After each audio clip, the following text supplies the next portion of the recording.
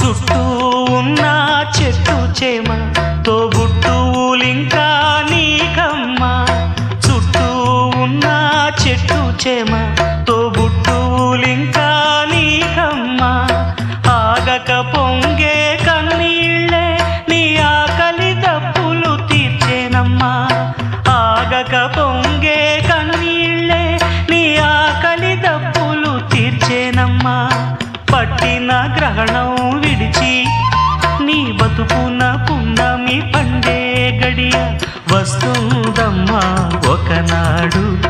చూస్తున్నాడు